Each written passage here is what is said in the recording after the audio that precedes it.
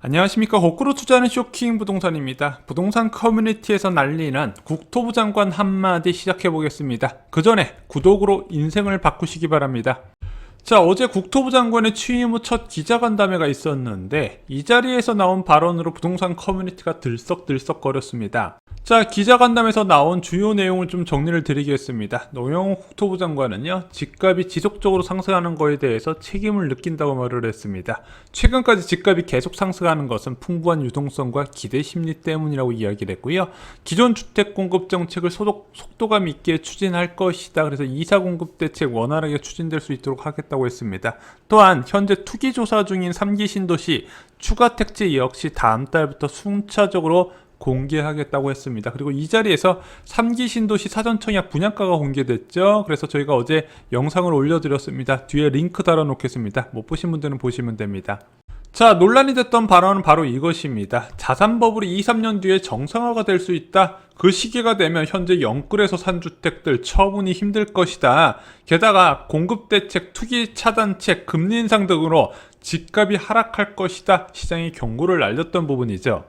자, 요즘 정부 관계자들이 짝이라도 한 듯이 일제히 부동산 거품 붕괴를 경고하고 있습니다. 홍남기 경제부총리를 시작으로 한국은행, 그리고 금융위원회, 그리고 어제 부동산 정책 주무부서인 국토부 장관까지도 경고 대열에 합류를 한 거죠. 자, 그런데 왜 노영우 국토부 장관의 발언이 유난히 화제가 됐을까요? 자, 어떻게 언급을 했냐면요.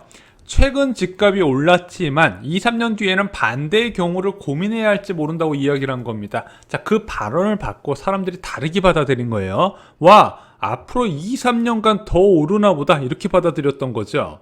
자, 이것을 역발상으로 생각해 보잖아요. 2021년 올해 상반기에 전국적으로 주택가격 상승률이 10% 수준이었습니다. 수도권은 13% 정도가 돼요.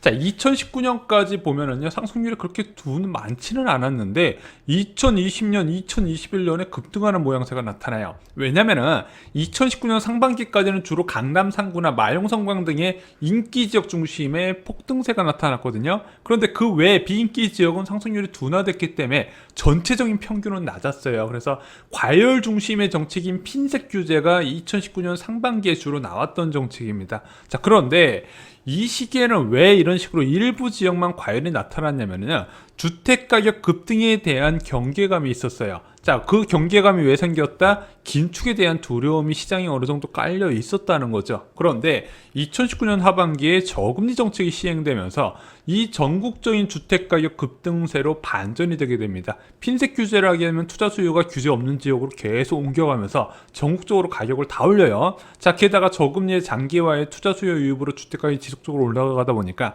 뒤늦게 사람들이 자산을 매입하기 시작을 했다는 겁니다. 내 집 마련에 나서면서 가격을 지속적으로 올리고 있다는 거예요. 자, 그러면은 이런 식으로 현재도 주택가격 올리고 있고 2, 3년 뒤에 하락한다면은 야, 지금 사는 게 이득이 아닌가 이렇게 생각할 수도 있다는 거죠. 자, 게다가 한국은행에서 나온 보고서도 화제입니다. 많이 떨어져도 고작 6%, 집값 문제 뒷짐진 한국은행에서 집값 가격 하락 시 6%가 떨어질 거란 보고서를 믿고 사람들이 야, 6개월이 12% 올랐잖아. 그런데 떨어지는 건 고작 6%잖아. 그럼 앞으로 더 2년 더 오르면 2, 30% 더 오르고 6% 떨어지면은 지금이라도 사야 하는 건 아니냐? 이렇게 받아들였다는 거죠. 한국은행에서 왜 이런 보고서를 나왔는지 저희가 다음 해에 한번 정리를 드려보겠습니다. 통계상에 착시가 있다 말씀드렸어요. 통계를 보면 안 되고 전체적인 호가를 유지시키는 통계를 보면 안 되고요. 실거래가 지수를 봐야 된다 말씀드렸습니다. 자, 이렇게 역발상으로 생각하면 오해할 수 있는 부분이 있어서 좀 쉽게 정리를 드리겠습니다. 먼저 노영우 국토부 장관은요, 공급대책, 투기 차단책, 금리 인상으로 집값이 하락할 것이다, 영구로 처분이 힘들 것이다, 거래가 안 된다는 뜻이죠. 자, 노영우 국토부 장관이 괜한 얘기를 한 게 아니라 부동산 시장 하락 시에 일정한 패턴이 있는데 그와 관련된 발언을 했다 보시면 될 것 같습니다. 자, 현재 부동산 가격이 굉장히 높고 매물은 적습니다. 아파트 단지의 매물 찾아봐도 정말 몇 개 안 돼요. 대단지 보더라도. 자, 왜 매물이 적냐? 대부분 집을 사면 가격이 오른다고 생각, 내가 보유한 주택이 지속적으로 가격이 오른다고 생각하기 때문에 처분을 하지 않는 겁니다. 자, 매수자 역시도 집을 사면 가격이 오른다고 생각하기 때문에 계속 가격이 비싸짐에도 불구하고 신고가를 찍으면서 매수 대열에 합류를 하는 거예요. 자, 그러면은 이런 많은 시장 참여자들의 생각이 하루아침에 바뀔까요? 굉장히 오랜 시간이 소요가 됩니다. 그래서 가격이 본격적으로 하락하기 이전에 반드시 나타나야 되는 징후가 있습니다. 무엇일까요? 바로 거래량 감소입니다. 자, 이 거래량 감소는 어떨 때 나타나냐? 금리가 올라 매수자의 부담이 커졌거나 처분자의 처분 이익이 생겼던 경우, 자, 지금 20억, 30억 주택 왜 안 파냐? 이거 처분해봤자, 은행 넣어봤자 은행 0.7% 이자밖에 안 주네. 에라이 그냥 부동산 갖고 있어야겠다. 그래서 처분하는 경우가 꽤 있어요. 그래서 자금이 옮겨갈 곳이 생기게 되면 분명히 처분할 수 있는 부동산은 크게 늘어난다는 부분이죠. 또 하나, 주택이 앞으로 저렴하게 많이 공급될 거란 기대감에 대기 수요자가 증가하게 되면 거래량이 감소할 것이고, 규제를 너무 강화해서 사고 싶어도 못 사는 상황이 있어도 거래량이 감소하게 될 겁니다. 근데 이 거래량 감소가 한 1년 정도는 이어져야 사람들의 인식이 바뀐다는 거죠. 자, 그럼 1년 정도 거래량 약세가 나타나게 되면 어떤 결과가 나올까? 그때부터 사람들의 생각이 급격하게 달라지게 됩니다. 1년 동안 시장이 소강 상태가 펼쳐지네. 부동산 가격이 계속 오를 수만은 없겠구나.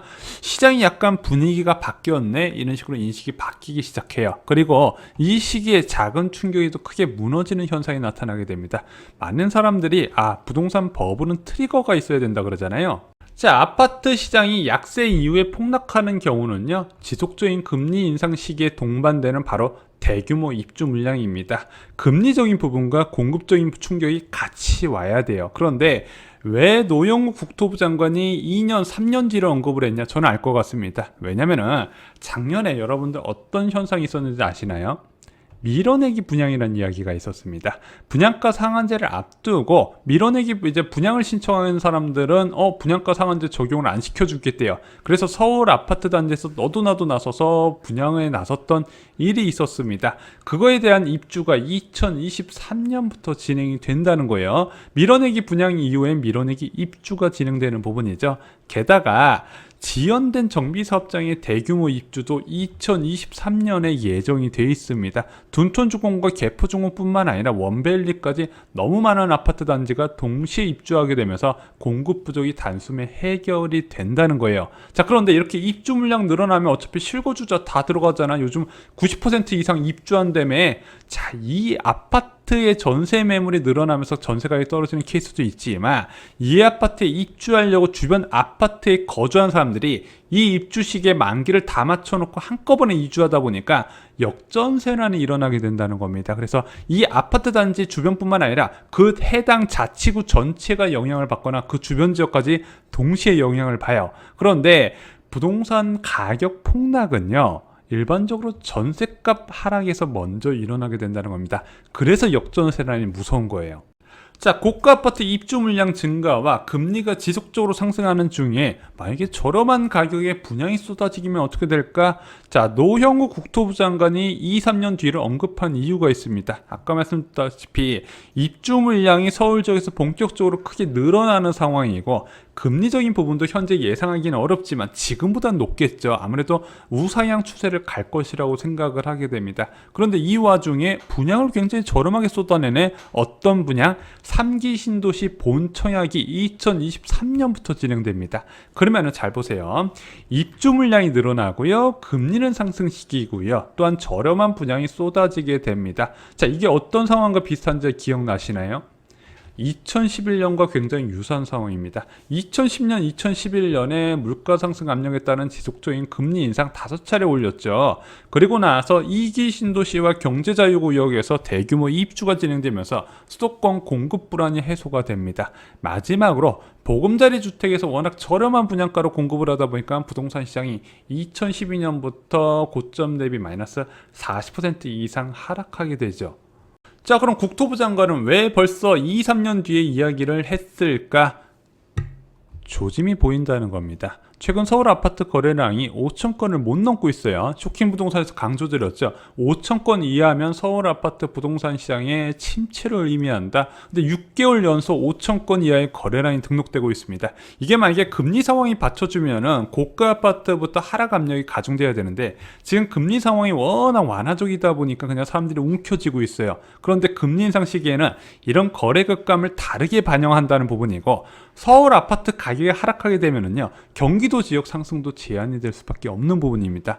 또 하나, 이렇게 거래 극감 상황에서 금리 인상 시점이 계속 앞당겨지고 더 자주 할 가능성이 언급되고 있습니다. 자, 최근에 왜 6월 들어서 계속해서 부동산 거품 붕괴 경고가 나오냐? 결국에는 한국은행의 바뀐 스탠스에 따라서 같이 가고 있다, 이렇게 보시면 될 것 같습니다. 그래서 집을 영끌해서 매수하면은 당분간은 좀 웃을 수 있어도 서울 지역 입주 물량이 늘어나는 2년 뒤에는 위험할 수 있다는 것을 국토부 장관이 경고를 한 겁니다. 자, 이것을 다시 정리를 드리면은요, 앞으로 2년 3개월 동안 오르다가 한국은행 전망치처럼 살짝 떨어지는 것이 아니라 조만간 부동산 시장이 눈에 띄게 차가워지면서 오랜 기간 눈치 보기 장세가 이어질 것이고, 입주 물량과 3기 신도시 분양으로 급격한 하락세가 나타날 것이다. 그리고 현재 거래량과 금리 인상 시그널을 보니 그럴 가능성이 높다는 겁니다. 한마디로 금리 인상이 앞당겨진 거에 대해서 우려를 정부 관계자들이 지속적으로 나타내고 있다는 거죠. 이상으로 쇼킹 부동산 마칩니다. 좋아요, 구독, 공유 꼭 부탁드립니다. 감사합니다.